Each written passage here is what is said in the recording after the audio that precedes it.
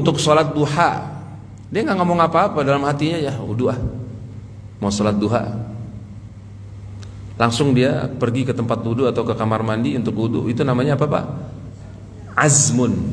Azam. Nah, jadi ada 5 macam niat ya: hajiz, khatir, hadithun nafas, apa yang keempat? Hamun, azmun.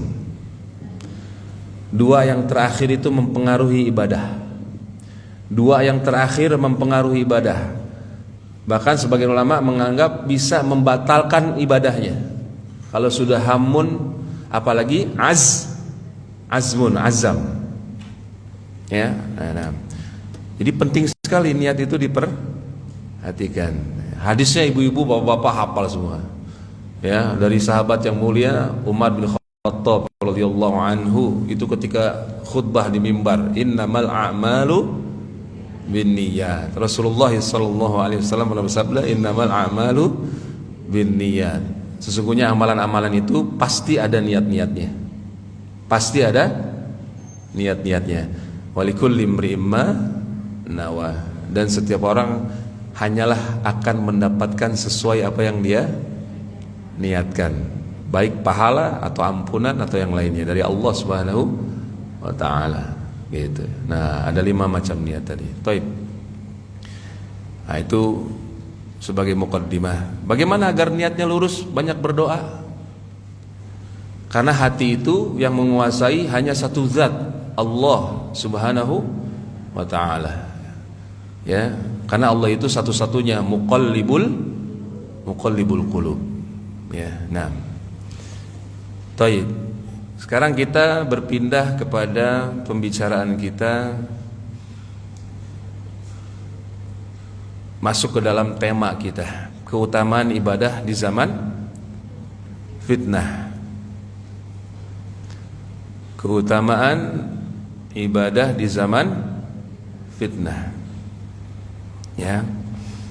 Baik, yang pertama kita sebelum bicara panjang lebar tentang ibadah, kita harus tahu makna fitnah. Ya.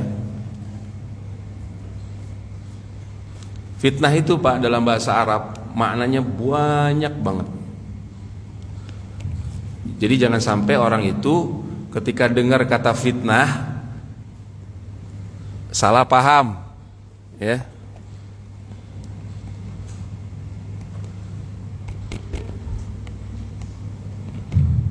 Jadi jangan sampai seseorang itu ketika dengar kata fitnah salah paham, ya. Dan kita harus tahu dalam bahasa Arab kata fitnah itu banyak sekali maknanya. Di dalam Al-Qur'an, ya, di dalam kitab kalimatun Qur'aniyah bima'ani, ya, bima'anin mukhtalifah, ya, yang disusun oleh Syekh Ali Fahmi An-Nuzhi. Ini makna-makna kata-kata dalam Al-Quran, ya. Judulnya Kalimatun Qur'aniyah, kata-kata Quran, kata-kata yang digunakan oleh Allah dalam Al-Quran. Itu maknanya beda-beda Pak, walaupun penggunaannya kadang sama, kata yang dipakai sama. Contoh kata fitnah. Fitnah itu dalam bahasa Al-Quran, kata para ulama, yang pertama maknanya adalah syirik. Maknanya apa Pak? Syirik. Ada 18 ya makna fitnah. Syirik. Firman Allah Subhanahu wa taala dalam surah Al-Baqarah ayat 191, ini terkenal ayatnya. Wal fitnatu asyaddu minal qatli. Fitnah itu lebih besar daripada pembunuhan. Nah, ini suka kita pakai nih waktu zaman kita muda Pak, ya. Wow, fitnah loh. Fitnah itu lebih besar daripada pembunuhan. Yang dimaksud beda. Padahal fitnah di situ maknanya apa? Kesyirikan. Kesyirikan besar itu lebih besar dosanya daripada membunuh. Yang kedua makna fitnah itu adalah idlal wal kufr, ya, wal kufr. Bimakna al-idlali wal kufri. Makna fitnah itu adalah usaha menyesatkan dan kekafiran, ya, menjadikan orang itu kufur. Itu makna fitnah yang kedua. Ya, itu dalam firman Allah, فَأَمَّا الَّذِينَ فِي قُلُوبِهِمْ زَيْغٌ فَيَتَّبِعُونَ مَا تَشَابَهَ مِنْهُ ابْتِغَاءَ الْفِتْنَةِ. Surah Ali Imran, ya, ayat 7 itu. Dan maka adapun orang-orang yang di dalam hati mereka ada kesesatan, penyimpangan, mereka mengikuti ayat-ayat mutasyabihat. Untuk apa? Ibtigha al-fitnah, ingin menyesatkan manusia, ingin menyesatkan orang banyak. Dia pakai ayat-ayat mutasyabihat, dia bahas-bahas pakai akalnya. Ya, Allah istiwa di atas arsy. Oh, nggak bisa. Kalau di atas berarti Allah memiliki arah tempat. Jadi Allah dimasukin ke akalnya. Allah dibatasi oleh akalnya. Maka dia sesat. Gitu. Adapun ahlu sunnah, ya, fa'amarruha kama ja'at. Ahlu sunnah menerima apa adanya, tanpa memasukkan ke akal mereka yang tidak mungkin mencapai tentang Allah, zatnya, sifat-sifatnya. Allah di atas arsy, ya, kami terima. Allah di atas arsy-Nya, di luar makhluknya maksudnya. Bukan duduk di arsy, bukan bersemayam, bukan. Terjemah semayam itu salah, ya. Saya udah sering ngeritik ini. Ustadz itu ustadz terkenal, nggak ada urusan sama ustadz terkenal. Ini agama Allah Subhanahu wa ta'ala. Istiwa itu ala wartafa'a wa sa'uda wastaqarra, maha tinggi maksudnya, berada tinggi di atas arsy, itu maknanya, ya. Bukan bersemayam. Coba lihat bersemayam di kamus bahasa Indonesia. Aur-auran itu artinya, Pak.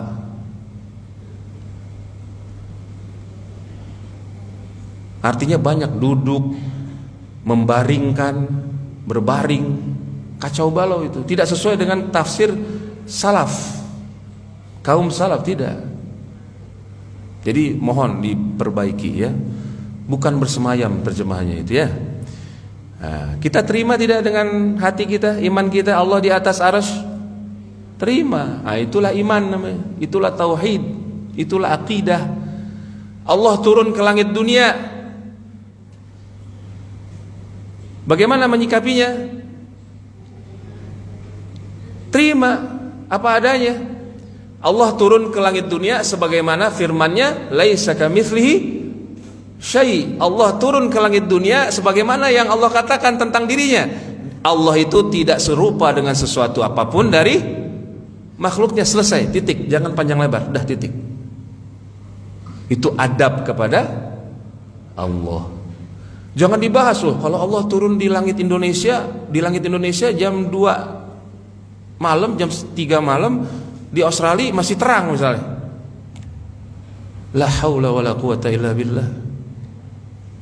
Kok dia berani bahas Allah dengan akalnya? Nggak bisa Allah pakai logikanya dia. Nggak bisa, Pak. Hati-hati, nanti jadi mengikuti sunnah iblis.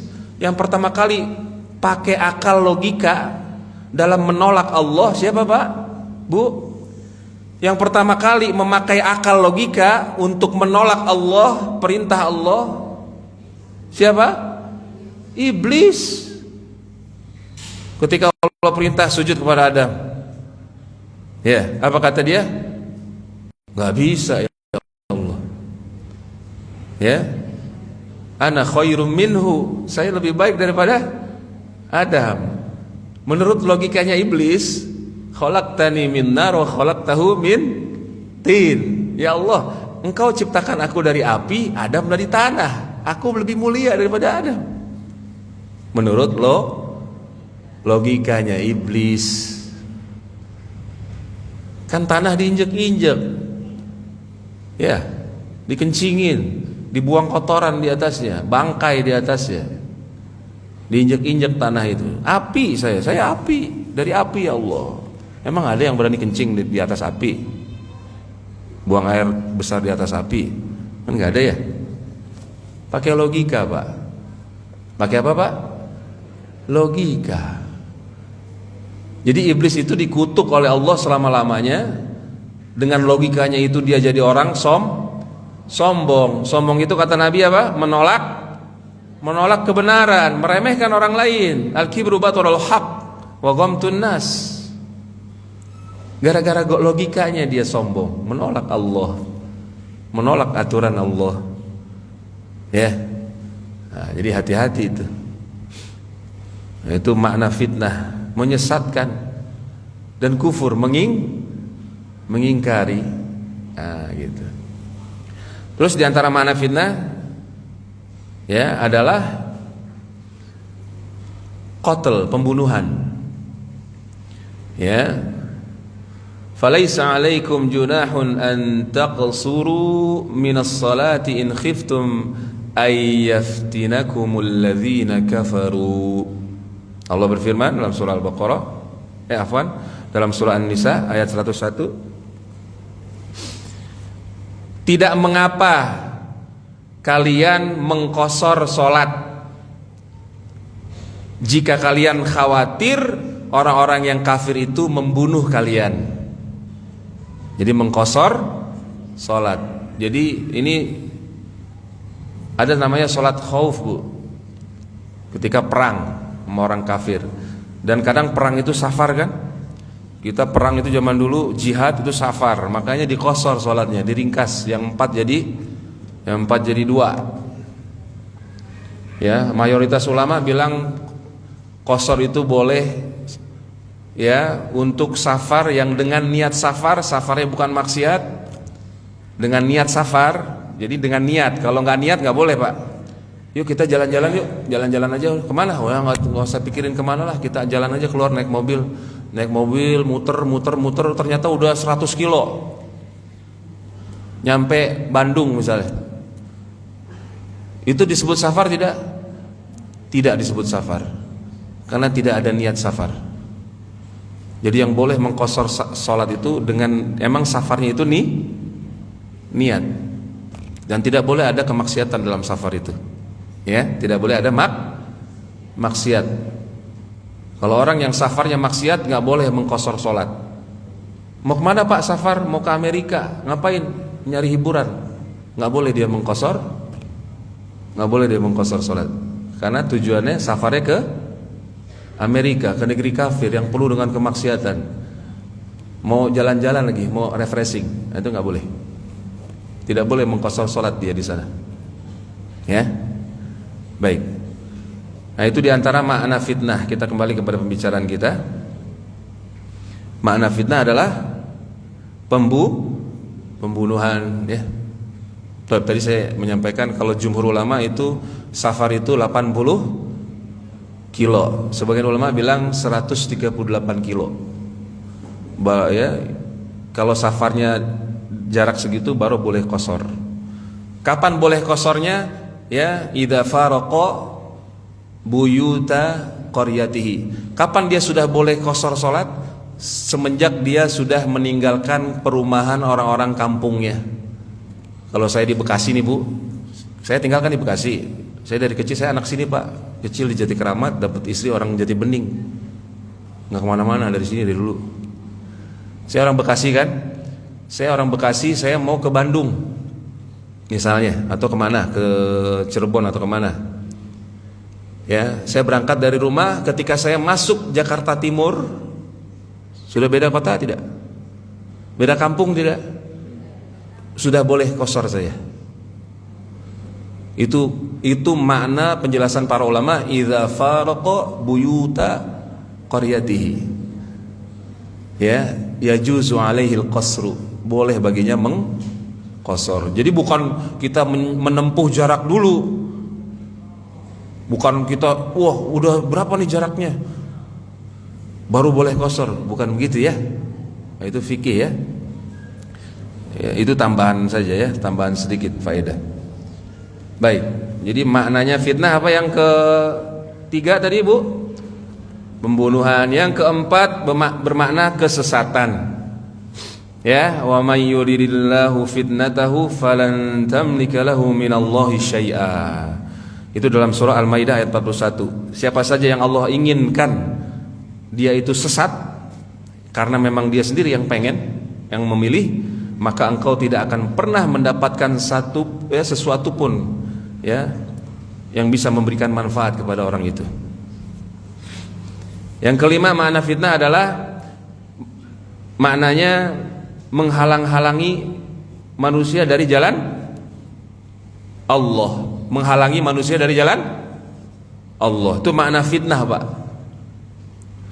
Apa makna fitnah? Menghalangi manusia dari jalan Allah. Di antara yang menghalangi manusia di jalan Allah sekarang ini apa, Pak, Bu? Di antaranya nih, penyihir kecil. Apa, Bu? Penyihir kecil, Pak. Ada yang bilang setan gepeng, tapi dikantongin kemana-mana sama dia. Dibilang setan gepeng, dibilang penyihir kecil, dikantongin sama dia, kemana-mana dia bawa. Ajib ya. Nah itu majaz, itu majaz saja. Menghalangi orang dari ibadah banyak nih. Handphone. Kalau scrolling itu masya Allah berjam-jam, Pak. Ya. Kalau baca Al-Quran, baca tafsirnya, baca terjemahnya sekalian, baru 1 halaman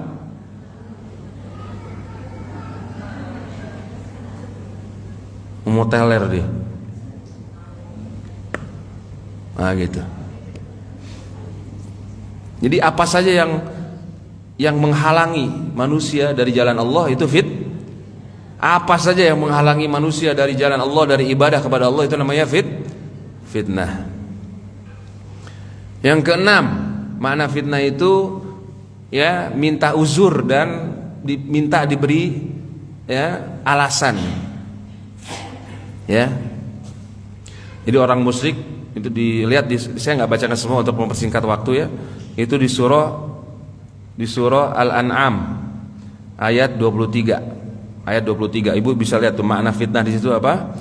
Orang-orang musyrik itu minta uzur ketika mereka di neraka, mereka minta uzur. Ya Allah, kasih kita uzur dong. Ya, gitu. Kita nggak berbuat syirik. Nggak bisa udah. Yang ke-7, makna fitnah itu adalah al-qadha, ya, keputusan. Ya, keputusan. Lihat surah Al-A'raf ayat 105. Ya, saya nggak bacakan biar mempersingkat waktu, masih banyak yang harus dibahas. Yang ke-7, makna fitnah adalah al-itsm, dosa. Oh iya, maaf. Oh, ibu-ibu berarti nggak ngantuk. Yang ke-8, makna fitnah apa? Dosa. Ya. Orang-orang munafik diajak jihad ke negeri Rum misalnya. Orang Roma kan cantik-cantik tuh. Wah, kamu jangan ngajak kita perang deh. Nanti kita nggak kuat ngelihat perempuan-perempuan di sono. Alasannya gitu orang munafik, Pak. Ya, waliyadzubillah. Emang dasarnya hatinya udah penuh penyakit, fi qulubihim maradun fazadahumullahu marada. Ya kan? Nah, itu orang munafik, nifak akbar. Makna yang ke-9, fitnah adalah ya penyakit hati. Penyakit hati. Ya, orang-orang munafik lagi. Yang tadi yang sebelumnya itu surah At-Taubah ayat 49. Ya, bermakna penyakit hati di dalam surah At-Taubah ayat 126. Ya, saya nggak bacakan karena untuk mempersingkat waktu. Makna yang keberapa sekarang, Ibu? Ke-10. Makna fitnah adalah ya i'jab, ya, takjub.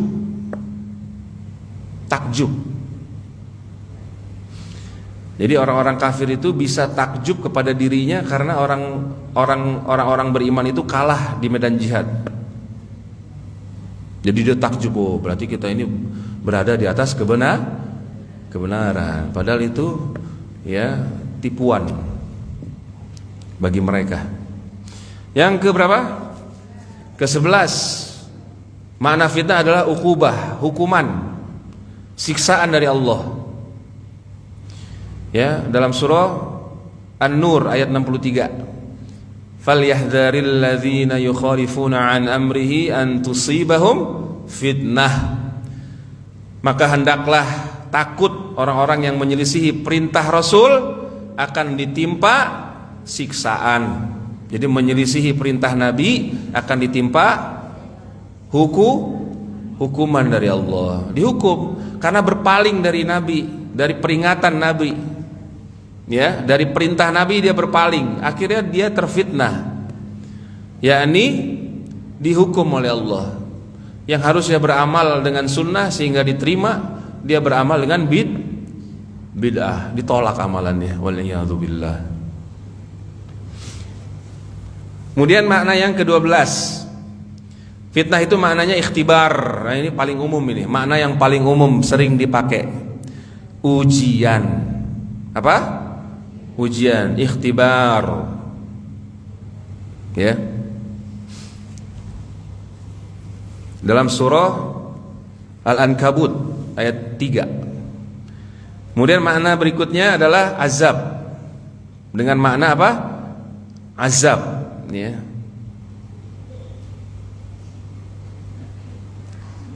Surah Al-Ankabut ayat 10. Silakan lihat surah Al-Ankabut ayat 10. Yang ke berapa, Bu? 14. Makna fitnah itu al-ihraq. Ya, membakar. Nah, ini dalam surah Az-Zariyat. Dalam surah apa? Az-Zariyat. Wadz-Zariyati dzarwan falhamilati wiqra, dan seterusnya. Nanti di ayat ke 23 ada Allah berfirman, yaumahum 'alan nari yuftanun. Pada hari mereka 'alan nar, di dalam api, yuftanun, yuhraqun, dibakar. Nauzubillah. Jadi makna fitnah itu dibakar di dalam neraka. Nauzubillah. Di ayat ini. Yang ke-15, ya.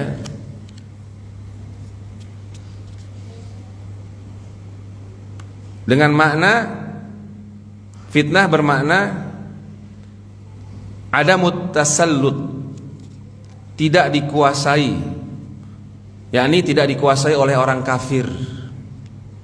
Ya. Itu dalam doa, ya, dalam Al-Qur'an di surah Yusuf. Di surah Yunus ayat 85.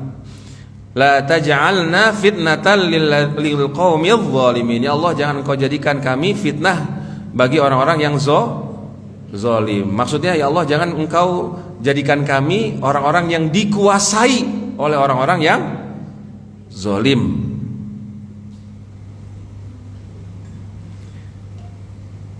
Makna yang ke-16, fitnah maknanya adalah al-kufru, kufur. Ya, kufur. Kufur itu ada dua, ada kafir besar, ada kafir kecil. Ya. Yang ke-17 maknanya, ya Bu ya.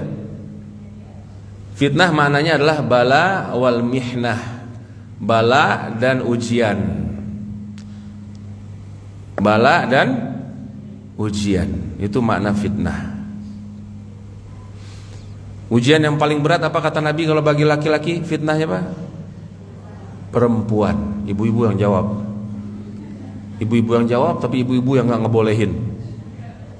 Ya. Iya, Pak. Bapak ketawa, Pak. Iya. Kan Nabi yang bilang, hadisnya Bukhari Muslim muttafaqun alaih. Ma taraktu ba'di fitnatan adurru 'ala rijali minan nisa. Aku tidak pernah meninggalkan satu cobaan yang paling berat bagi para lelaki dibanding cobaan wanita, dengan berbagai macam bentuknya. Wanita itu cobaannya. Udah menikah pun kadang dia jadi fitnah, cobaan. Ya. Yang membuat suaminya, bisa membuat suaminya menghalalkan segala cara dan macam-macam lah. Macam-macamnya, belum lagi pakaiannya. Nauzubillah. Yang terakhir makna fitnah adalah bimakna junun. Ya, junun. Apa Bu Junun? Gila. Baik, itu makna fitnah. Nah, jadi kita beribadah, nanti bahasanya beribadah di zaman fitnah. Sekarang kita pindah bahasan kita kepada hadis-hadis keutamaan ibadah di zaman fitnah. Ya. Saya ambil dari kitab At-Targhib wa Tarhib oleh Al-Imam Al-Munziri. Al-Imam Al-Munziri. Ya. Hadis ini diriwayatkan oleh Imam At-Tirmidzi di antaranya, Imam Ibnu Majah juga, dan yang selain mereka berdua.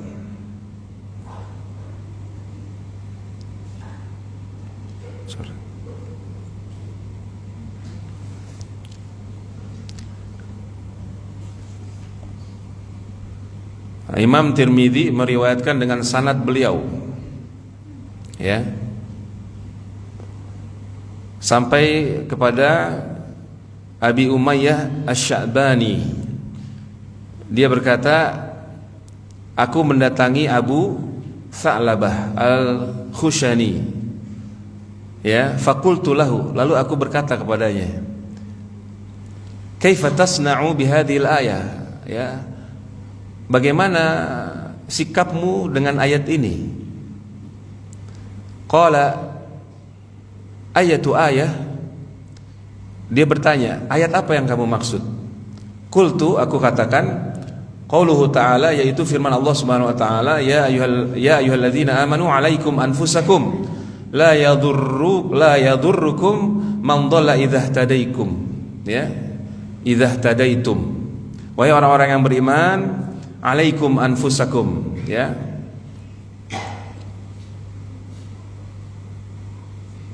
perhatikanlah diri kalian sendiri, ya, la yadurrukum man dhalla idza tadaitum, ya, orang-orang yang sesat itu tidak akan menimpakan mudarat kepada kalian apabila kalian telah mendapatkan hidayah, ya. Jadi dia bertanya tentang ayat ini, ya, Bapak Ibu sekalian.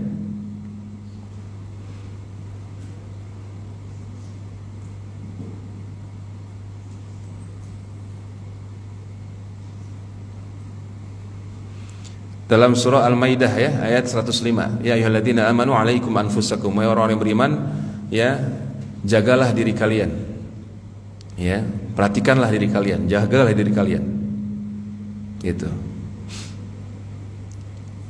Dia nanya tafsir kepada ulama, ya, begitulah cara belajar, bukan tanya AI, ya Bu, ya. Tanya ulama apa kalau belajar, tanya orang yang mengetahui.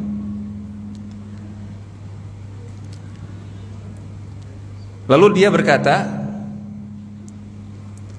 ama wallahi laqad sa'alta anha khabiran, demi Allah engkau sungguh telah bertanya kepada orang yang memiliki pengetahuan tentangnya. Kenapa? Sa'altu anha Rasulullah sallallahu alaihi wasallam, aku pernah menanyakan ayat itu kepada Rasulullah sallallahu alaihi wasallam. Nah, ini metode belajar yang benar. Belajar itu langsung dari guru, bukan lewat, ya, madrasah YouTubiah, bukan. Madrasah Google, Instagram, Facebook, belajar sendiri, nyomot sana nyomot sini, ya, tampil sebagai orang alim, bukan begitu, Pak. Belajar bukan begitu caranya, ya. Itu cara belajarnya orang-orang menyimpang, nyeleneh. Nah, ini cara belajar. Jadi kata sahabat ini apa?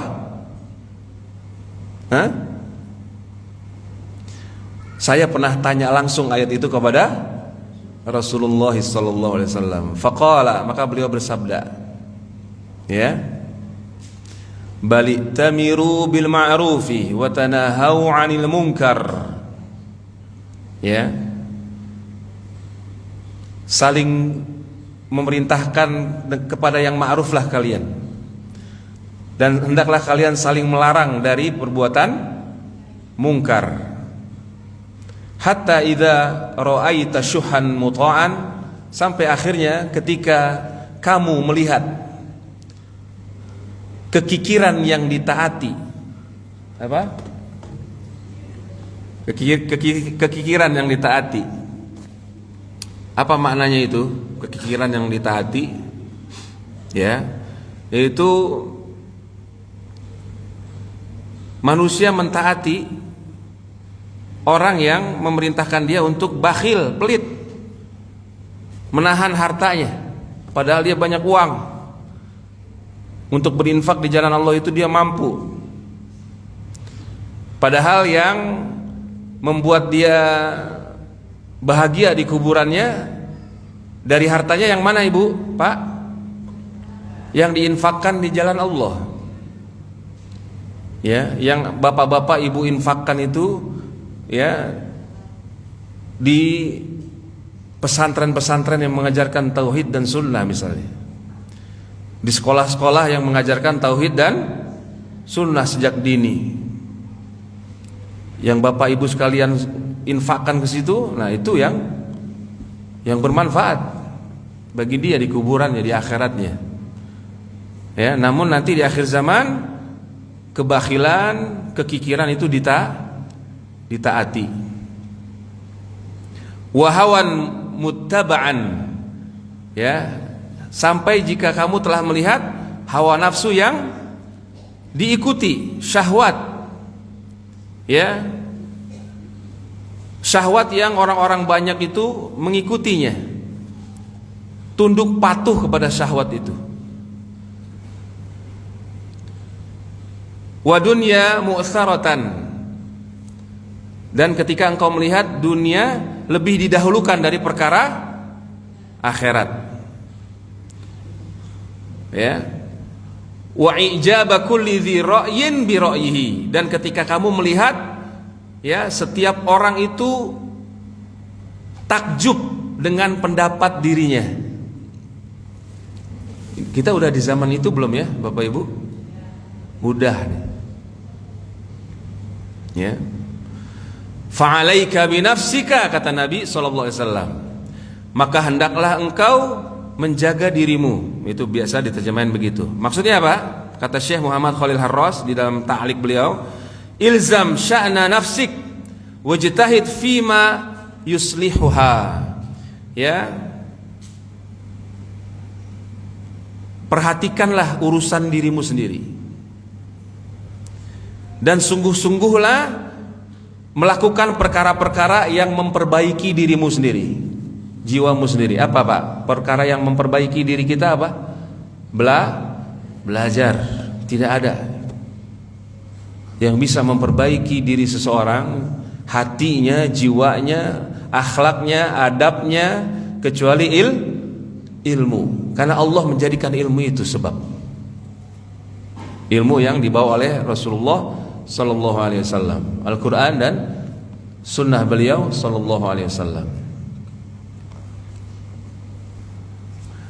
Wada'ankal awam, ya, tinggalkan olehmu orang-orang awam.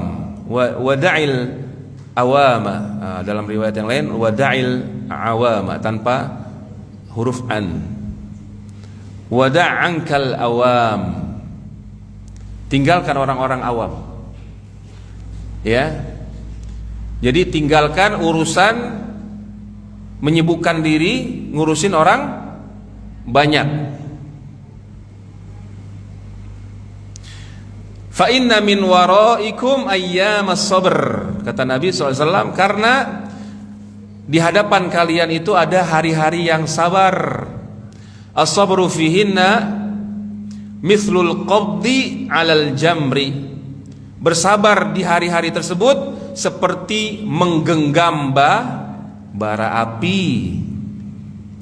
Lil 'amili fihinna mithlu ajri khamsina rajulan ya'maluna mithla 'amalihi, untuk orang yang beramal soleh pada hari-hari tersebut, pada zaman hari-hari fitnah tersebut, dia akan mendapatkan pahala 50 orang yang beramal seperti amalan yang dia amalkan.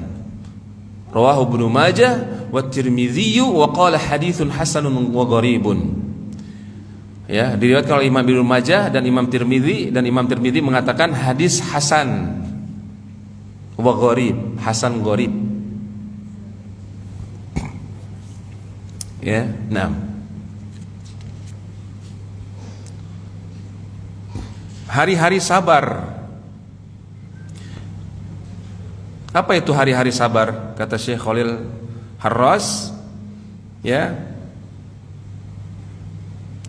akan datang masa-masa fitnah, ya, dan fenomena-fenomena, kejadian-kejadian yang untuk menghadapi kejadian-kejadian tersebut seorang mukmin butuh kesabaran yang sangat banyak. Sabar ada berapa, Pak? Bu? 3. Sabar dalam ketaatan kepada Allah, sabar menjauhi larangan-larangan Allah, sabar dalam menyikapi takdir, ketentuan, ketetapan Allah Subhanahu wa taala. Sabar dalam menjalankan perintah Allah, mentaati Allah. Ya.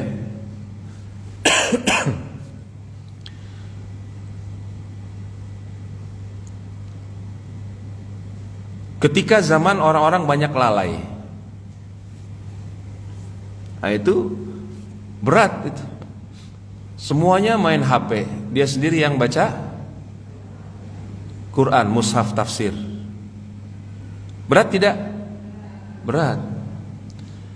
Cuman sekelompok orang yang ngaji, kebanyakannya tidak ngaji. Jadi akan, bahkan di dalam hadis-hadis yang lain, ya, Syekh Profesor Dr. Sulaiman Ar-Ruhaili, Bapak Ibu kenal? Kenal ya? Ulama Madinah, hafizahullah taala.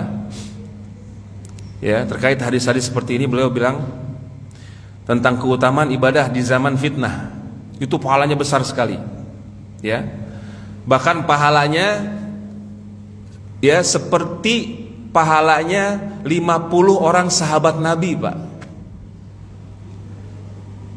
Orang yang beramal soleh di zaman fitnah tersebut pahalanya seperti 50 orang amalan soleh sahabatnya Nabi Sallallahu Alaihi Wasallam. Kenapa? Saking beratnya di zaman itu untuk belajar, Pak. Ya, di zaman kita ini banyakkan orang yang taklim, belajar dengan tahapan yang benar atau enggak? Banyakkan yang enggak. Jangankan orang awam, Pak, yang penuntut ilmunya saja itu banyakkan yang anggot-anggotan apa yang rutin istiqomah, belajar satu kitab sampai habis, belajar fikih dari A sampai Z, fikih ibadah dan fikih muamalah dia pelajari semua dari gurunya, bukan dari YouTube, dari gurunya. Banyak nggak yang belajar seperti itu atau sedikit? Sedikit. Bahkan yang banyak itu yang sukanya kaji tematik saja. Akibatnya ilmunya nggak mumpuni, nggak rosikh, nggak mendalam ilmunya. Ya, nggak banyak paham, tidak luas pengetahuan fikihnya, tidak luas. Akhirnya ketika berbeda, bikin kacau di tengah manusia, bikin kacau di tengah kaum muslimin, bahkan di tengah kaum ahlus sunnah wal jamaah, karena belajarnya nggak beres. Akhirnya bikin fitnah, karena belajarnya nggak beres bikin fitnah. Gitu. Itu di kalangan yang udah belajar, Pak. Kalau di kalangan secara umum, wah, jauh lagi. Lebih banyak yang mempelajari tauhid dan sunnah atau tidak, ibu-ibu? Lebih banyak yang tidak. Nah, saat itu, di zaman seperti itu, orang yang beribadah, mudah-mudahan kita berharap, memohon kepada Allah, kita menuntut ilmu ini diberi pahala yang sangat banyak. Maka kata guru kami, ikhwah, bukan pahalanya saja yang sangat besar. Di zaman seperti ini antum istiqomah menuntut ilmu, bukan pahalanya saja yang besar. Ingat, ampunannya juga besar dari Allah. Tapi perhatikan apa tadi? Perhatikan niatnya. Perhatikan niatnya. Gitu. Baik. Ya.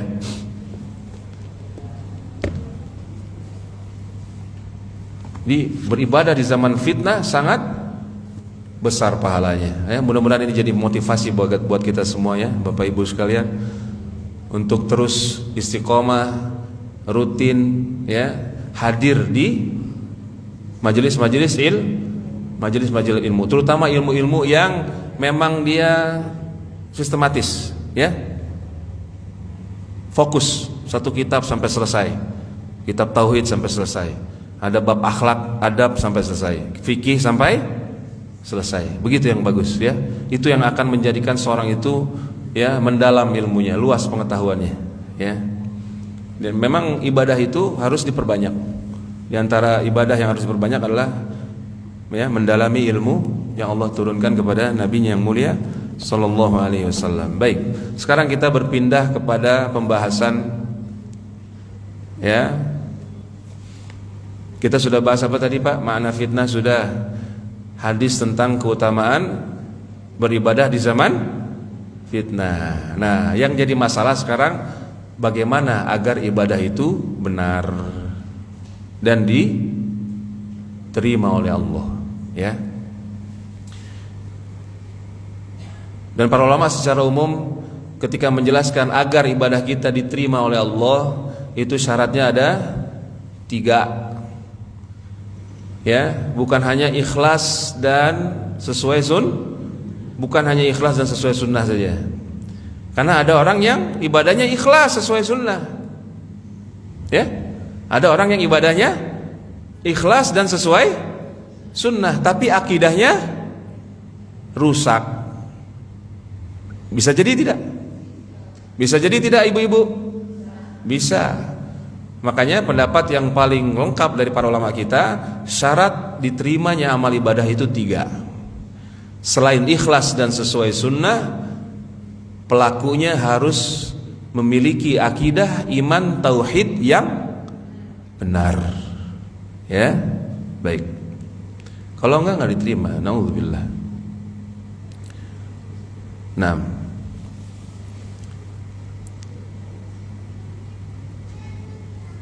itu syarat diterimanya ibadah. Sekarang kita masuk, ya, definisi ibadah.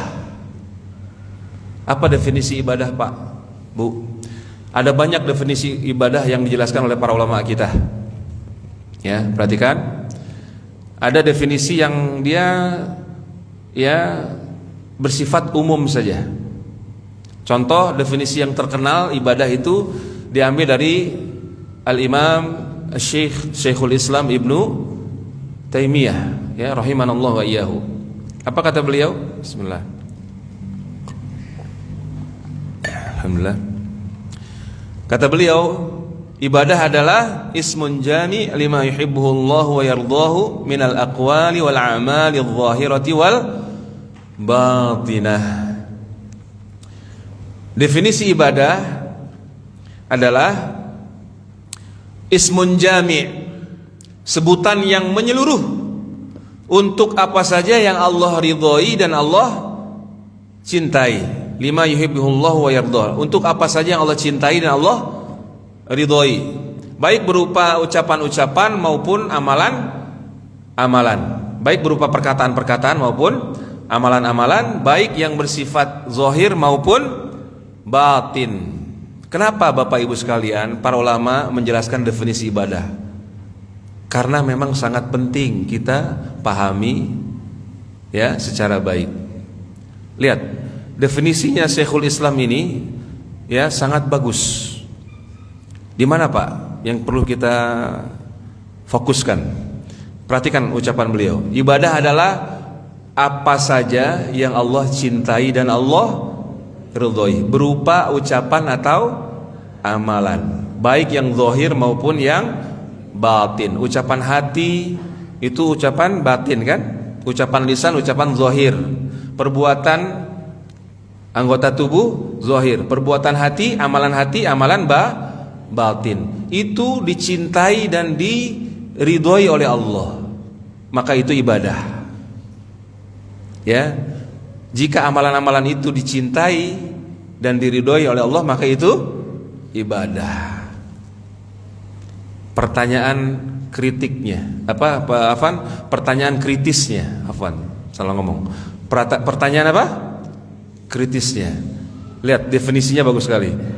Yang Allah cintai dan Allah ridhoi. Bapak Ibu tahu dari mana sebuah keyakinan, sebuah ucapan yang dianggap zikir misalnya, atau dianggap bertaqarrub kepada Allah ucapan itu, atau amalan-amalan, tahu dari mana keyakinan, ucapan dan suatu amalan itu Allah cintai dan Allah ridhoi? Tahu dari mana Bapak Ibu? Hah? Ibu tahu dari mana, Bu? Dari Al-Quran saja? Jawaban yang saya minta satu kata aja, simple. Jangan panjang lebar. Hah?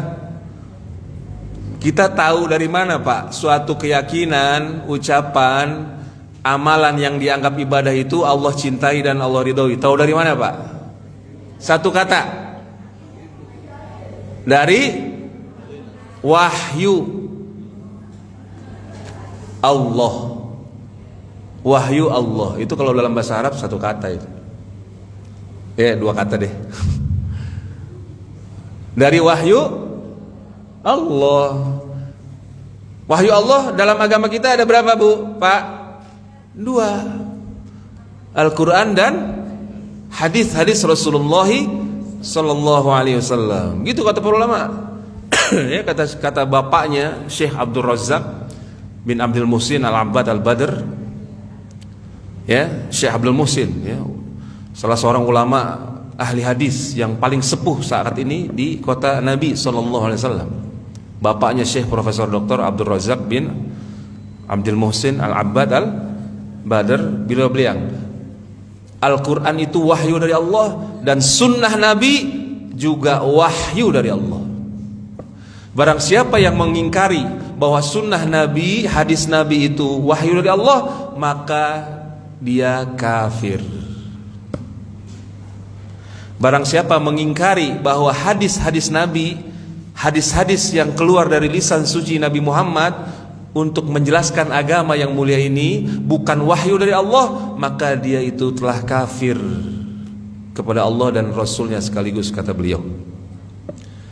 Ya, mengerikan ya ibu-ibu ya. Di Indonesia ini ada, Pak, Bu, ada nama kelompok aliran Ingkarus Sunnah. Apa namanya? Ingkarus Sunnah. Di pom bensin suka ada tuh, Pak, dulu, Pak. Dia pakai kotak, Pak, pakai kotak amal, dia nyebarin bukunya itu isinya Quran terjemah. Quran ada tulisan Arabnya, ada terjemahannya. Semuanya isinya Quran, nggak ada satupun hadis Nabi. Itu mereka itu. Ya. Itu mereka.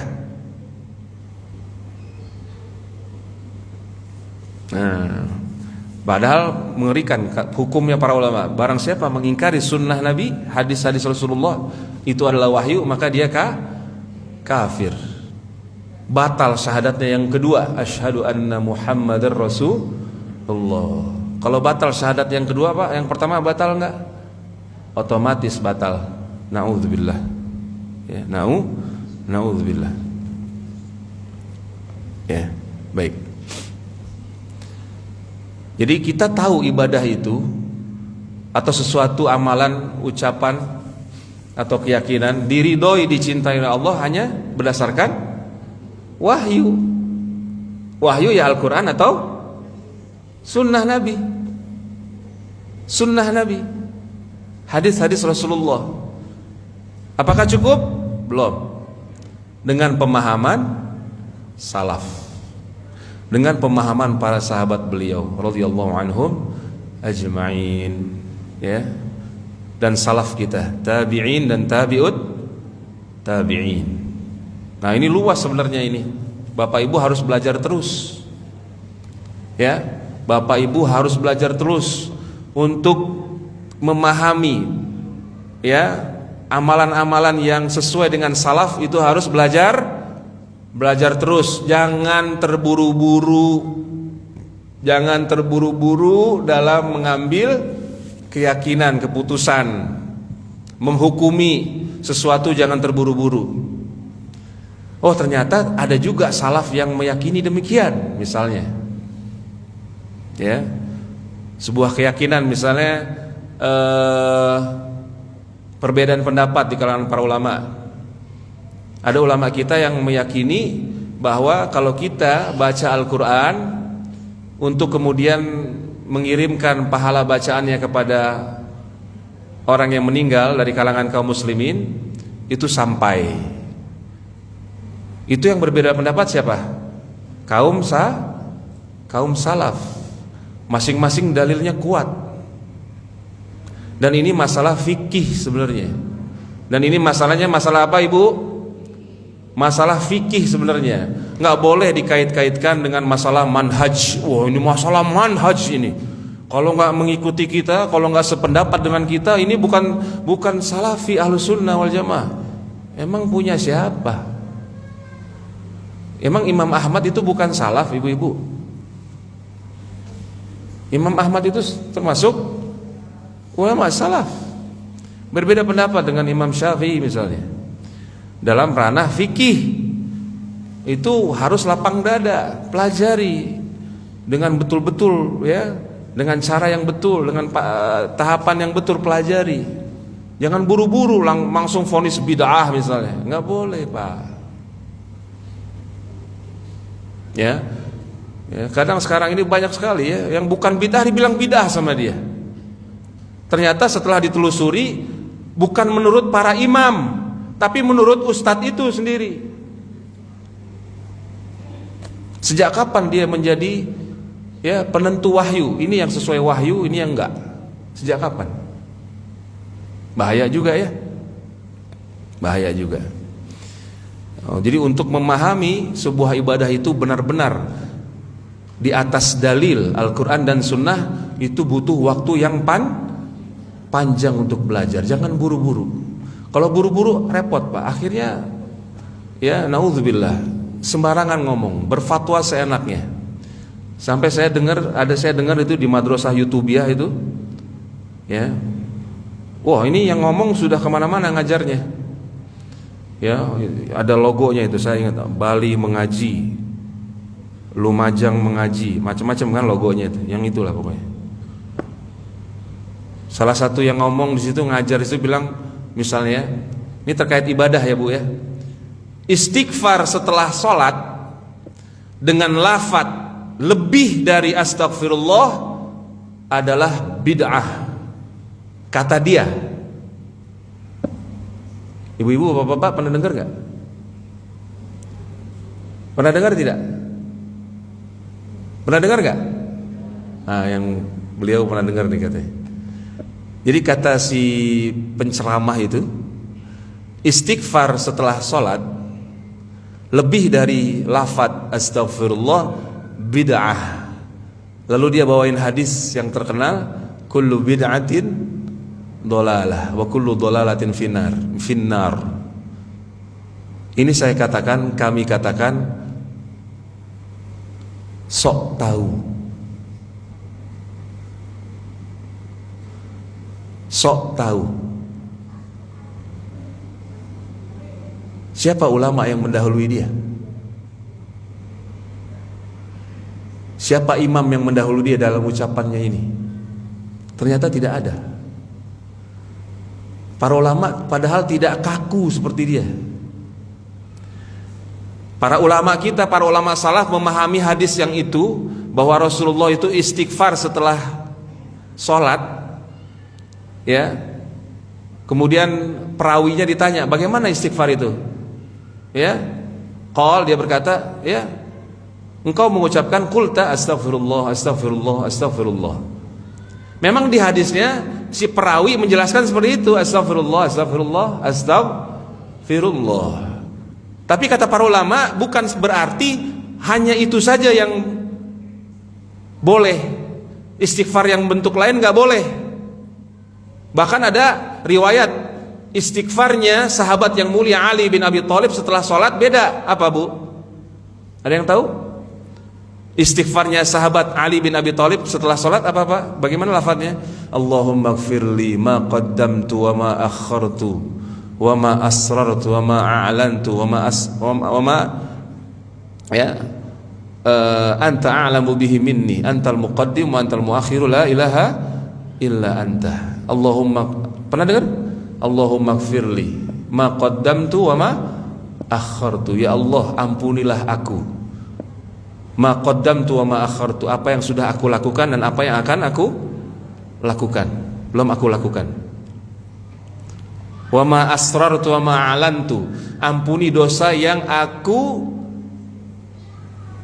lakukan sembunyi-sembunyi dan terang-terangan. Wa ma anta a'lamu bihi minni, dan dosa-dosa yang engkau lebih tahu daripada aku. Antal muqaddimu antal muakhir, engkaulah yang maha dahulu, tidak ada yang mendahuluimu, dan engkaulah yang maha akhir. La ilaha illa anta, tidak ada ilah, tidak ada pencipta, pemilik, pengatur alam semesta dan yang berhak diibadahi dengan benar kecuali engkau ya Allah. Itu istighfarnya sahabat yang mulia Ali bin Abi Thalib setelah sholat. Mungkin dia belum tahu. Makanya kalau belum belajar banyak, Pak, jangan banyak berbicara. Jangan melampaui batas dalam bicaranya itu. Dan jangan buru-buru menghukumi dengan hawa nafsunya lagi. Itu dengan apa, Pak? Dengan hawa nafsunya, sampai dia berani bilang begitu. Bid'ah. Lebih dari astagfirullah bid'ah. Sok tahu. Padahal para fuqaha, para imam 4 mazhab, gak ada yang ngomong seperti dia. Bahkan longgar. Silahkan pilih yang dari Nabi, silahkan pilih yang dari Rasulullah istighfarnya, silahkan pilih. Kok jadi bid'ah? La haula wala quwata illa billah. Entah dari mana dia belajar, atau kebanyakan jam terbang. Pagi ngajar sana, siang ngajar sini, sore ngajar sana. Terbang melulu. Kapan belajarnya? Kitab para ulama berapa ribu, Bu? Pak? Kitab para ulama ribuan. Dan yang benar belajarnya itu harusnya dibaca di hadapan gurunya, dibaca bersama gurunya, bukan baca sendirian. Apakah dia belajar seperti itu? Biasanya tidak. Cuman cuplikan-cuplikan video, cuplikan-cuplikan fatwa, lalu bicara di tengah manusia, bikin onar. Menghukumi yang bukan bid'ah dibilang bid'ah. Kata Imam Ibnul Qayyim apa? Berkata-kata atas nama Allah tentang agama Allah tanpa ilmu termasuk dosa yang paling besar. Bisa lebih besar daripada syirik itu sendiri. Kenapa? Karena dia sadar atau tidak sadar mensyariatkan malam ya'zan bihillah, suatu syariat yang tidak pernah ada izin dari Allah. Sejak kapan dia megang izin dari Allah? Berbicara dengan lisannya para ulama, pewaris para nabi, itu pun harus dengan perangkat yang cukup. Ya Pak ya? Dia hukumi istighfar astagfirullah yang lebih dari astagfirullah sesudah sholat bid'ah, sesat kata dia. Padahal kata para ulama, kita boleh pilih istighfar yang datang dari hadis-hadis Rasulullah sallallahu alaihi wasallam. Astaghfirullahalazim. Di antara istighfar yang menakjubkan, bahkan orang yang lari dari medan perang saja kalau dia tobat mohon ampun dengan istighfar yang ini diampuni. Astaghfirullahalazim alladzi la ilaha illa huwal hayyul qayyum wa atubu ilaihi. Boleh enggak baca itu setelah sholat 3 kali, Pak? Sunnah, bukan boleh lagi, Ibu. Sunnah. Dia bilang bid'ah karena lebih dari astagfirullah. Entah dari mana orang ini, aneh bin ajaib orang-orang ini. Ya. Nah. Baik, kita kembali ke tema kita. pembahasan kita definisi ibadah. Jadi ini definisi ini sangat menakjubkan juga kata para ulama, karena dia akan memisahkan antara mana yang disyariatkan, mana yang tidak. Jadi ibadah itu sesuai wahyu, bukan menurut akal, perasaan, logika dan perasaan tidak ada andilnya di situ. Kalau ibadah berdasarkan logika dan perasaan, apa akhirnya Pak? Apa salah? Ya, ibu-ibu apa? Kalau ibadah itu asasnya, dasarnya hanyalah logika dan perasaan, akhirnya ucapan yang timbul apa Pak? Kalau dinasehatin, Pak, Bu, ini tidak ada tuntunannya dari Rasulullah dan para sahabat, para tabi'in, tabi'ut tabi'in, gak pernah ada tuntunannya. Dia bilang apa? Apa salahnya? Kan ini baik. Pak, kalau apa salahnya gimana Pak? Gak bisa salah Pak. Kalau apa salahnya berarti apa? Ya bener dong. Kalau dinasehatin misalnya, ini ibadahnya nggak ada contohnya Pak, nggak ada dasarnya, nggak ada ajarannya dari Nabi. Apa salahnya? Kan baca Quran, kan sholawat. Apa salahnya? Udah kelar. Kan apa salahnya? Kalau apa salahnya berarti bener. Ya agama suka-suka aja nanti. Suka-suka masing-masing, selera sendiri aja. Masing-masing kelompok apa salahnya? Pak, sholawat yang bener yang dari udah ada SPK-nya. Ini sholawat yang ada SPK-nya nih, surat perintah kerja ibadahnya yang pasti digaji insyaallah. Ini yang ini nih, yang dari Nabi. Jangan baca yang ini Pak. Ini baca yang ini belum tentu diterima. Karena nggak ada SPK-nya, surat perintah kerja ibadahnya. Dia bilang apa? Apa salahnya? Kan baik, lihat aja maknanya. Gitu Pak. Repot udah. Nah, itu definisinya Syekhul Islam itu ya menolak orang-orang yang beribadah hanya berdasarkan logika dan perasaan. Ajib ya, jenius ya beliau ya. Tapi definisi ini kata para ulama, sebagian ulama kurang lengkap. Nah, memang begitulah para ulama, antara satu dengan yang lainnya saling melengkapi. Ya.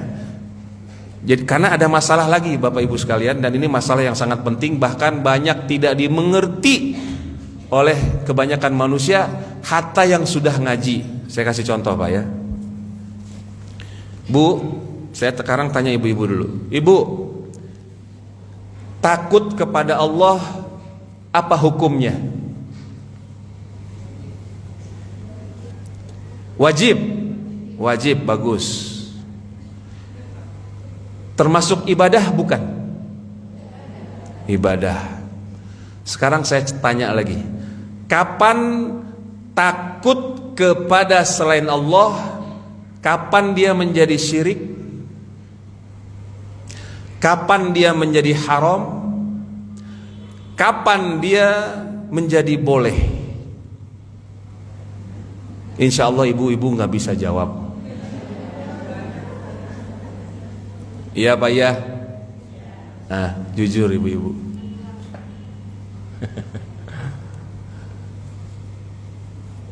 Nah itu butuh definisi namanya. Butuh apa Pak? Definisi.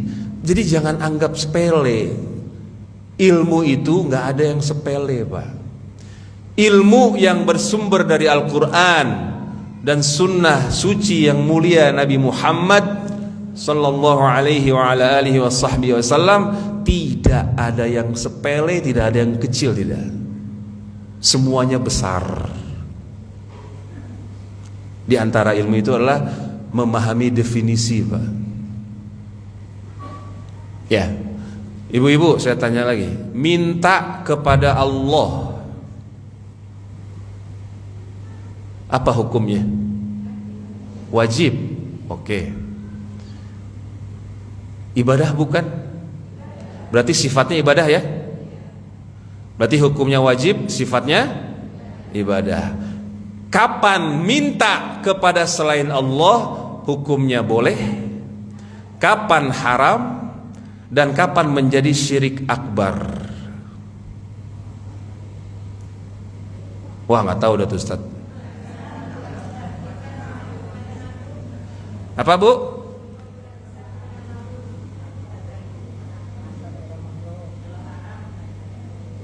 Enggak, saya minta kaedahnya Bu, definisinya agar memisahkan itu semua. Ya, itu luas Pak nanti bahasannya ya, Bapak Ibu sekalian. Bahasannya apa? Sangat luas. Semua kan, jadi ada yang namanya al-amalul muhtamalah, amalan-amalan yang mengandung kemungkinan. Kayak tadi, takut kepada Allah ibadah kan? Hukumnya wajib. Kapan takut kepada selain Allah itu ya hukumnya menjadi ibadah, sehingga menjadi syirik. Dan kapan takut itu tidak dianggap ibadah? Hah? Bingung kan? Bingung apa bingung? Bingung. Bersyukur kepada Allah hukumnya apa? Wajib. Sifatnya ibadah. Kapan bersyukur kepada selain Allah itu menjadi syirik?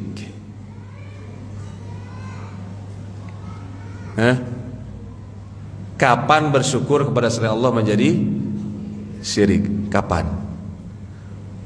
Kapan bersyukur itu hukumnya boleh, bahkan diperintah oleh Allah. Bersyukur kepada manusia yang ya disyariatkan itu seperti apa? Diperintah oleh Allah, bahkan berpahala besar di sisi Allah. Gitu.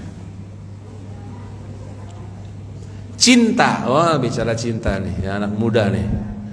Anak muda berbinar-binar. Cinta kepada Allah hukumnya apa? Wajib. Kapan cinta kepada selain Allah hukumnya syirik?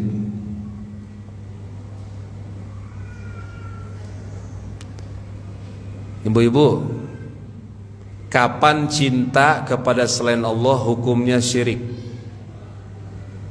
Jangan sampai salah ini. Kenapa saya bahas ini Bapak Ibu sekalian? Karena banyak yang gampang menghukumi syirik padahal bukan syirik. Saya khawatir nanti akhirnya dia berkata-kata tanpa ilmu nanti, kalau nggak bener ilmunya. Sementara kata Imam Ibnul Qayyim tadi apa? Berkata-kata tanpa ilmu hukumnya dosa, termasuk dosa paling besar.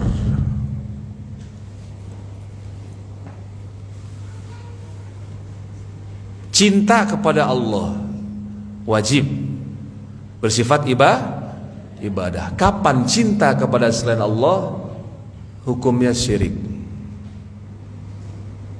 Harus punya definisi. Ya. Ibu-ibu? Cinta kepada makhluk? Cinta kepada makhluk syirik hukumnya? La haula wala quwata illa billah. Nih, saya tanya ibu-ibu, bapak-bapak. Ada suami dia orang beriman. Orang beriman cinta nggak kepada Allah, Pak? Ya. Cinta itu berarti iman bukan? Cinta kepada Allah termasuk iman bukan? Iman bertingkat-tingkat tidak? Perhatikan, jangan yang ngantuk. Cinta kepada Allah termasuk iman? Iman bertingkat-tingkat apa tidak? Ya, baik. Suami orang beriman, dia punya istri cantik, masya Allah. Buat dia relatif kan? Buat dia cantik, masya Allah. Ya, suatu ketika istrinya meminta sesuatu yang tidak Allah ridhoi, bahkan Allah larang. Karena cintanya kepada istrinya, suami nurut. Apa hukum cinta yang seperti ini? Hah? Ibu-ibu ketawa ditanya. Bu, kalau orang Khawarij bilang ya, kalau orang Khawarij, ya, orang-orang yang gampang mengkafirkan kaum muslimin, cinta yang model begini Pak, dibilang apa oleh mereka? Kafir, musyrik. Ya Pak, iya. Jangan-jangan ibu mau bilang begitu tadi. Oh syirik Ustaz. Ya, di antara ciri orang Khawarij itu nggak ngerti bedain mana tauhid, mana syirik. Orang Khawarij pada hakikatnya tidak bisa mengerti dengan benar, dengan mendalam mana tauhid, mana syirik, nggak bisa. Di antara ciri mereka. Jangan sampai kita mirip sama mereka. Gimana tuh? Bapak Ibu sekalian, gimana? Hukumnya apa? Cinta yang seperti itu Pak? Dia cinta kepada Allah, nggak cinta nggak Pak? Orang suaminya ini pasti cinta Pak, orang beriman.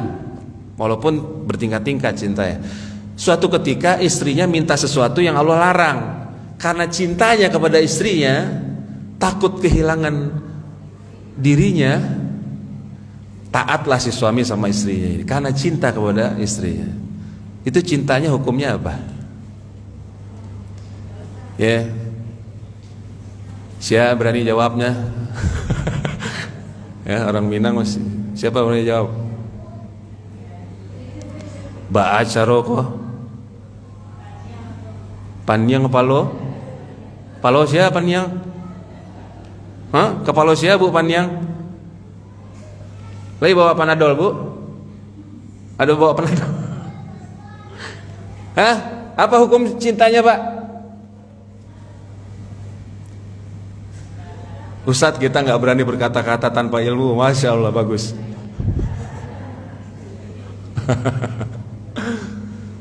Apakah langsung syirik? Tidak. Gitu. Tanya dulu bagaimana rinciannya. Tapi hukum secara asal, takutnya suami kepada istrinya diperintah oleh Allah, secara hukum asalnya haram. Bisa jadi syirik? Bisa. Kapan menjadi syirik? Nah itu harus paham kita. Ya, harus paham. Tadi contoh saya contohin, takut kepada Allah ibadah, wajib hukumnya, sifatnya ibadah. Ketika ditanya, ada anak kecil ngelihat kuntilanak, anak kecil ini takut nggak Pak? Apa hukum takutnya?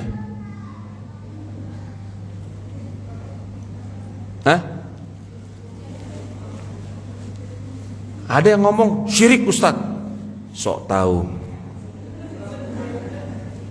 Sentil nih. Belum tentu Ibu. Kan dia ngelihat, mohon maaf ya, setannya yang ditampilin di Indonesia kan gembel, bajunya compang-camping, kagak di laundry. Kan kalau setannya luar negeri kan bajunya di laundry, pakai jas, ya, rambutnya berwarna, giginya doang serem kan, wangi lagi kan. Tapi kan kalau setan-setan penampakan yang dikasih contoh di Indonesia, mohon maaf kan, gembel kan, rambutnya nggak pernah keramas, ya gak?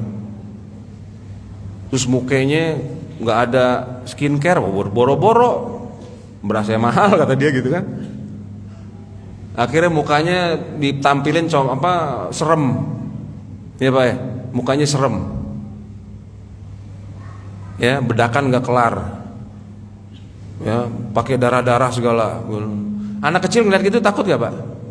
Takut. Apakah takutnya itu syirik? Bukan, tobiiyah itu. Ya, bapak-bapak ngambil wudhu misalnya di halaman belakang, digodain sama jin, takut. Padahal jin itu kalau lagi menampakkan diri ibarat ikan di dapur ibu-ibu. Jin itu kalau sedang menampakkan diri ibarat ikan di dapur ibu-ibu, ibarat ikan hiu di dapur ibu-ibu. Menangan mana? Bu, ikan hiu di dapurnya ibu-ibu sama ibu-ibu menangan mana?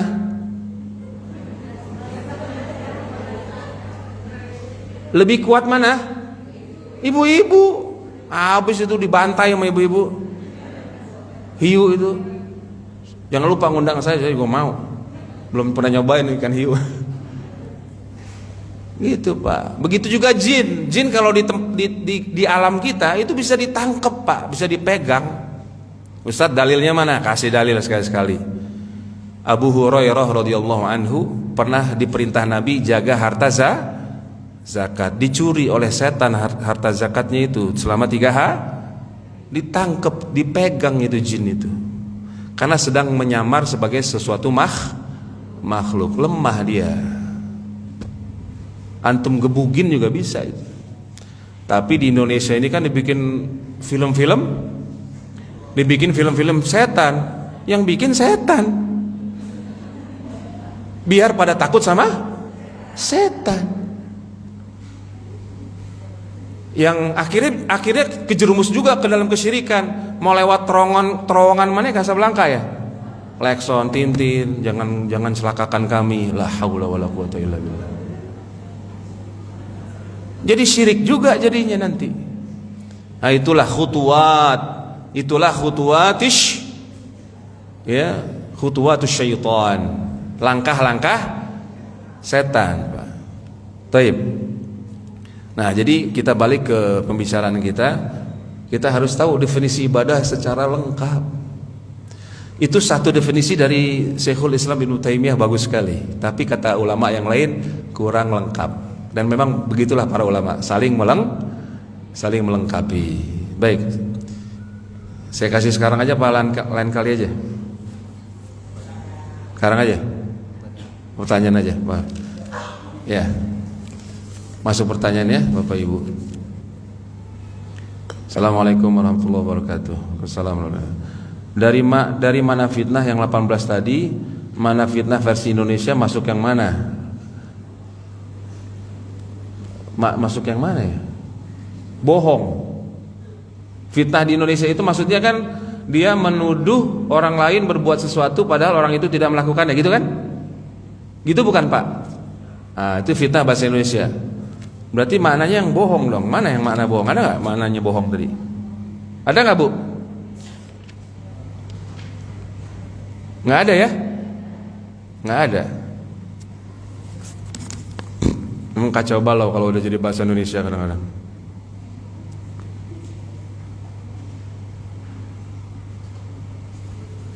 Itu fitnah bahasa Indonesia Bu, ya nggak apa-apa kita pakai bahasa Indonesia. Tapi jangan fitnah ya itu kita artikan ke dalam bahasa syariat, nggak boleh. Jazakumullah khair wa iyyaki. Ini kayaknya ibu-ibu nih. Ya. Assalamualaikum warahmatullahi wabarakatuh. Saya punya adik ipar yang apa ini? Oh, saya punya adik ipar yang beragama Nasrani. Dia sangat semangat untuk mengumpulkan saudari-saudarinya yang satu keturunan. Bolehkah saya menolaknya karena dia titik 2 ingin pamer hartanya. Oh, ini suudzon sama orang kafir Bu ya? Ya nggak apa-apa. Selalu berpakaian ala orang kafir, sementara kami adalah muslimah. Itu maksudnya kan? Tidak menghargai kami sebagai muslim. Pokoknya saya tidak menyukainya. Berdosakah saya Ustadz? Syukran Ustadz. Ya. Jadi gini, silaturahim menyambung, menjaga, memelihara hubungan baik dengan orang-orang yang punya hubungan nasab. Itu namanya silaturahim. Itu yang wajib kepada yang punya hubungan mahram saja. Itu yang wajib, nggak boleh diputus. Ya, maksudnya yang wajib dijaga benar-benar. Bukan berarti yang lain boleh diputus, bukan ya, bukan berarti seperti itu. Awas. Ya, yang punya mahram, hubungan mahram itu yang wajib. Saya ke om saya, ke tante saya, dari pihak bapak maupun ibu. Saya berbakti kepada ibu bapak, masuk silaturahim. Berbuat baik kepada om-om dan tante-tante dari pihak bapak, masuk silaturahim. Itu yang manjangin umur, yang luasin rezeki, itu yang itu. Termasuk begitu juga kepada keluarga ibu kita, yang muslim, yang muslimah, gitu. Adapun kepada orang kafir, hukumnya saya boleh saja. Sebagian ulama bilang silaturahim kepada orang kafir hukumnya hanya boleh selama tidak memudaratkan. Ya. Nah,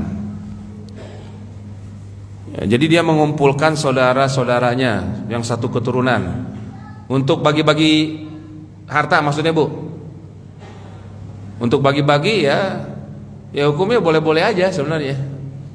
Tapi kalau dia ada di situ, ada ingin menampilkan agamanya, ya, ingin memperlihatkan nih agama gua sekarang, ya, non muslim kan, kafir, Nasrani atau yang lainnya, lihat, lebih baik kan saya sekarang keadaannya, nggak boleh kita hadir.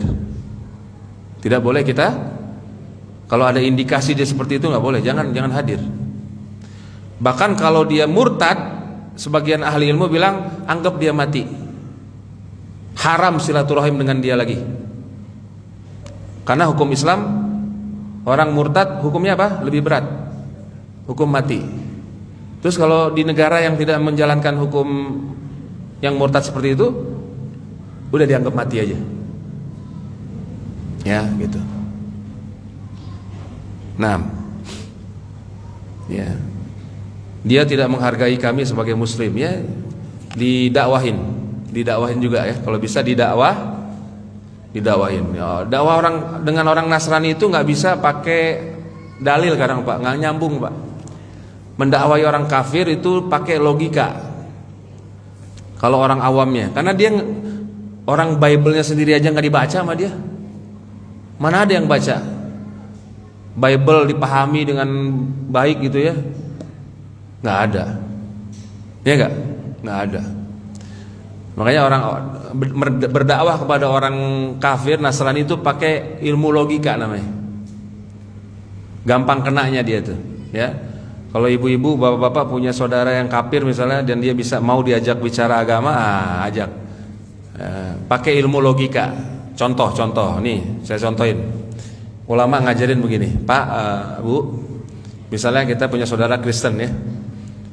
Saya mau tanya, dalam konsep Kristen, Nabi Isa, Yesus itu Tuhan atau manusia? Dia bilang apa? Tuhan sekaligus manusia. Kita jawab apa Pak? Oh, nggak mungkin manusia jadi Tuhan, nggak mungkin. Mustahil Tuhan jadi manusia, mustahil. Tuhan jadi manusia, manusia jadi Tuhan, mustahil. Mereka akan jawab apa Pak? Secara logika mereka akan menjawab apa? Secara logika pasti mereka akan jawab, tidak ada yang mustahil bagi Tuhan. Iya nggak Bu? Orang kafir biasanya akan jawab apa? Tidak ada yang mustahil bagi Tuhan. Oh, begitu ya. Nah itu udah kena tuh Pak. Kita habisin dengan ilmu logika kita. Oh, berarti kalau dalam konsep Kristen tidak ada yang mustahil bagi Tuhan ya? Iya. Berarti tidak mustahil Tuhan itu bohong? Mulai bingung dia. Wah, salah ngomong gua. Berarti tidak mustahil Tuhan itu mengingkari janjinya.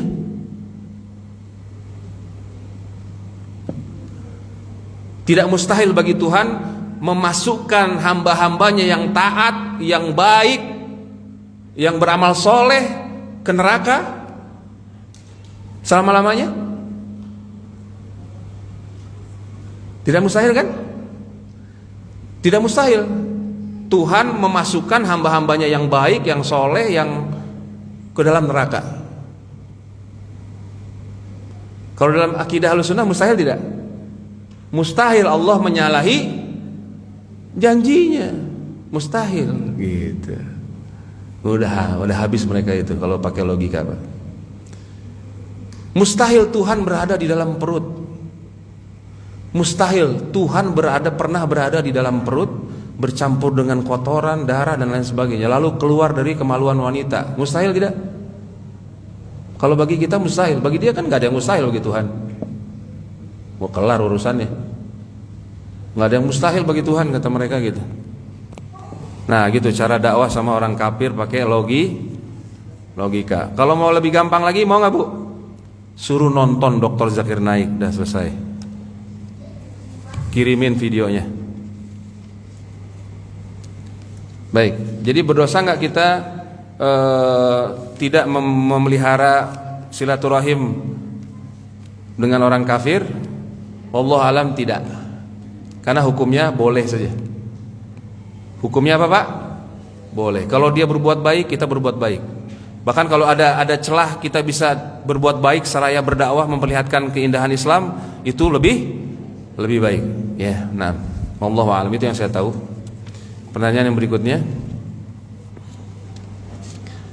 Assalamualaikum Ustaz, izin bertanya, apakah termasuk bid'ah apabila kita menambah zikir di luar doa setelah sholat tahajud dan duha? Doa itu boleh Bu, mutlak. Kata Syekh Shalih Fauzan, doa itu boleh secara mutlak. Syekh Shalih Al Fauzan sekarang mufti terbesar di Saudi, pernah ditanya, Syekh, kita ada perkumpulan suatu saat di rumah seseorang. Lalu selesai acara itu, salah seorang meminta seseorang dari yang hadir untuk berdoa, lalu diaminkan oleh mereka. Boleh nggak? Boleh, nggak masalah. Karena doa itu boleh secara mutlak, kapan saja. Nabi SAW berdoa terus diaminkan oleh para sahabatnya, pernah tidak ibu-ibu? Pernah tidak? Pernah, bahkan di majelis. Kata Abdullah bin Umar bin Khattab radhiyallahu anhuma, sedikit sekali Nabi bangkit dari majelis, keluar dari majelis, kecuali beliau berdoa untuk para sahabatnya. Allahumma qasim lana min khasyatik ma yahulu bainana wa baina ma'asik, dan seterusnya. Kira-kira kalau Nabi berdoa begitu diaminkan tidak oleh para sahabat? Ya subhanallah, yang berdoa kekasih tercinta penutup para nabi rasul, Nabi Muhammad sallallahu alaihi wasallam. Ya, jadi nggak selalu dihukumi bid'ah oleh para ulama, itu nggak, jangan gampang. Jangan gampang menghukumi bid'ah, Pak ya. Tanya dulu sama ulama. Jangan ustadz, ulama. Jangan ustadz, Pak ya. Kecuali ustadz itu membawakan perkataan ulama, ahli fatwa, yang punya perangkat fatwa. Hujan ya, Allahumma shayyiban nafi'ah. Baik.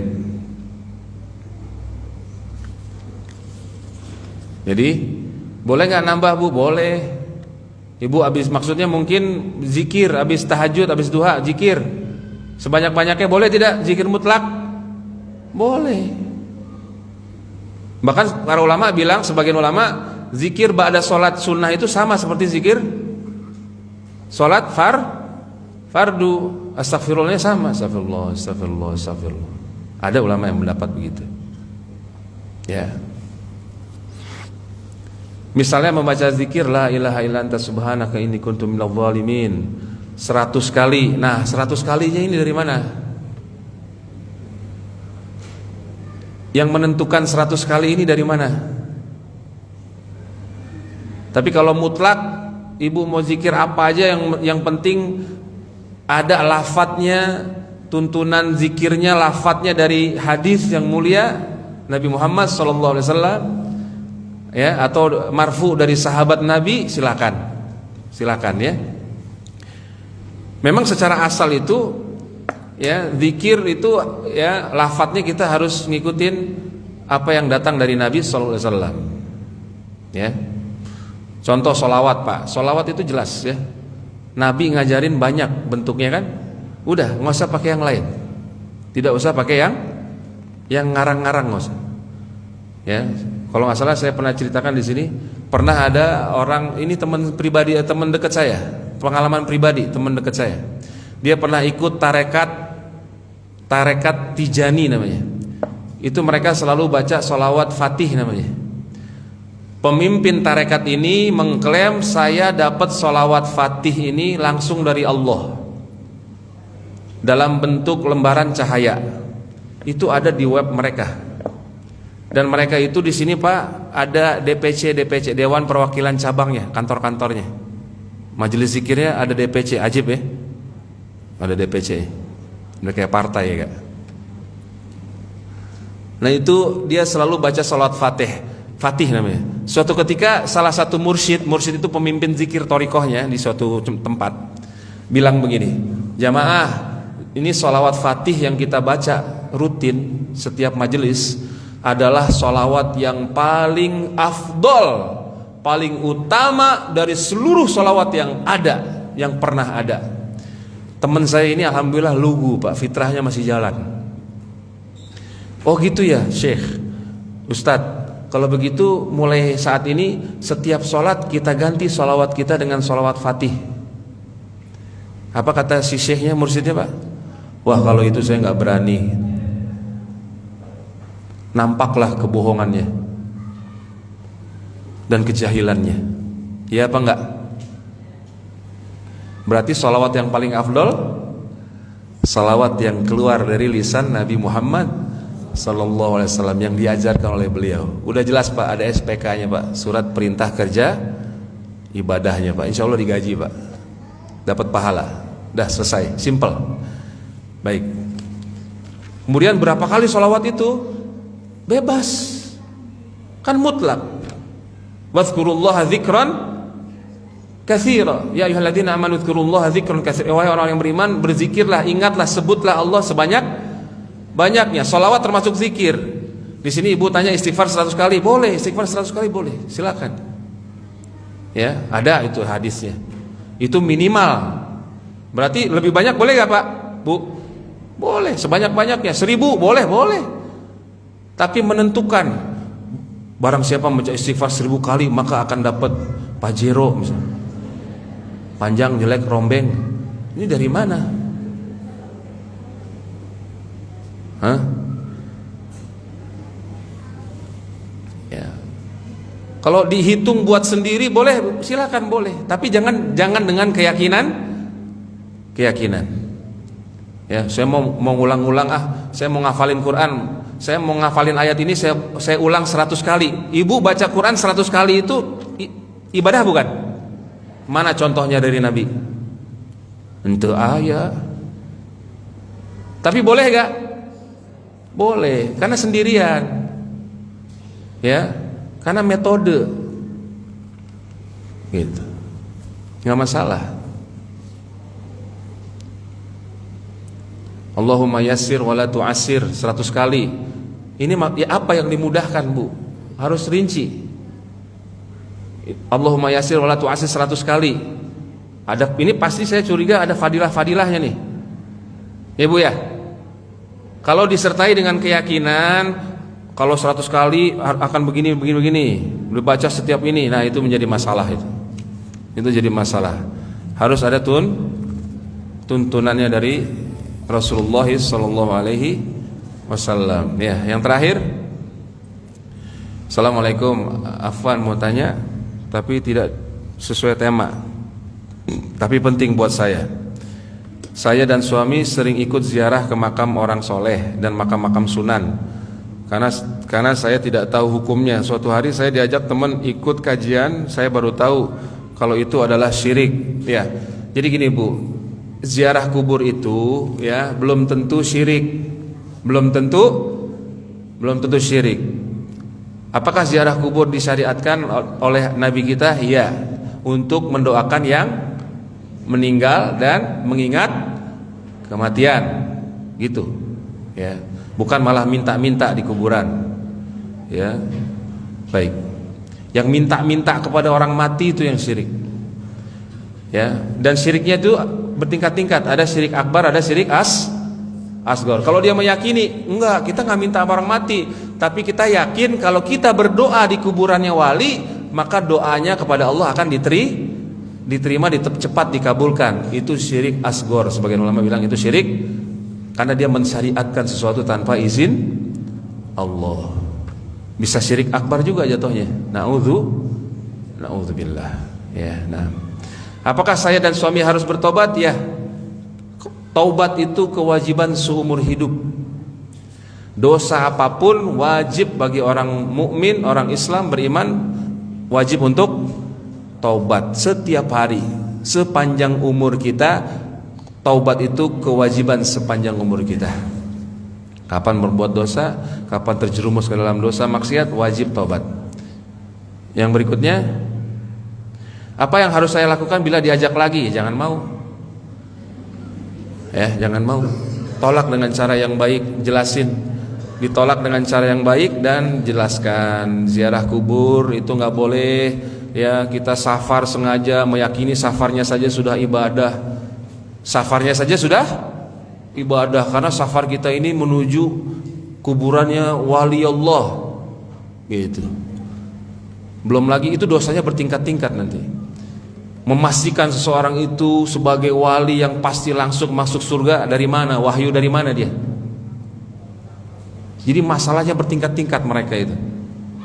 Mengklaim yang goib lah, mensyariatkan sesuatu syariat yang tidak pernah diizinkan oleh Allah. Semuanya berbau kesyirikan. Ya, dan kesyirikannya banyak dan tingkat-tingkat. Nah, kita harus punya ilmu untuk menjelaskannya. Hadza wallahu a'lam bishawab. Saya kira cukup dulu ya. Masih ada PR buat ibu-ibu tadi pertanyaan saya. Cinta kepada Allah ibadah wajib. Kapan cinta kepada selain Allah itu menjadi syirik ya? Wallahu a'lam bishawab. Ya, barakallahu lakum fima atakum. Wassallallahu ala nabiyyina Muhammad wa ala alihi washabihi ajmain. Bapak Ibu sekalian yang Allah beri taufik salat malam ya ke masjid. Saya ingatkan, jangan lupa doakan kaum muslimin yang ada di Syam, di Suriah. Orang-orang Suriah itu lagi berjuang. Alhamdulillah mereka sudah Allah bebaskan dari orang-orang Syiah Batiniyah, Bashar Asyad dan pengikutnya kan. Tapi mereka sekarang sedang dirongrong, diserang habis-habisan oleh musuh-musuh Islam itu sendiri, orang Syiah Rafidah. Ya, orang-orang munafik, orang-orang zindik, Drus dan yang lain sebagainya. Jangan lupa doakan mereka Pak ya.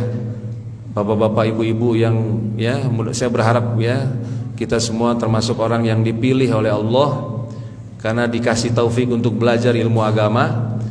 Ya, mudah-mudahan kita berharap doa kita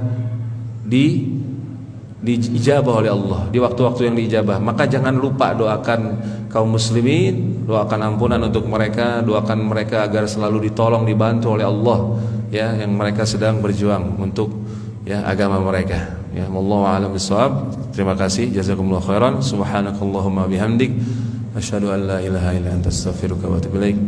Assalamualaikum warahmatullahi wabarakatuh. Waalaikumsalam warahmatullahi wabarakatuh. Alhamdulillah telah selesai kajian kita. Jazakumullah khairan atas apa yang sudah disampaikan. Untuk info kajian berikutnya pada pekan Jumat kita libur kajiannya. Kajian selanjutnya akan dikabari melalui Apa? Saya saudara. Seorang yang kerjanya semoga Allah Subhanahu wa taala melapangkan sholatnya di siapa? kita untuk Seorang yang kerjanya melaut. Kenapa? Sholatnya di siapa? Kosong. Kalau dia udah niatnya menetap di situ lebih dari 4 hari nggak boleh. Kalau sudah niat lebih dari 4 hari nggak boleh. Dia tetap sempurna. Oh iya.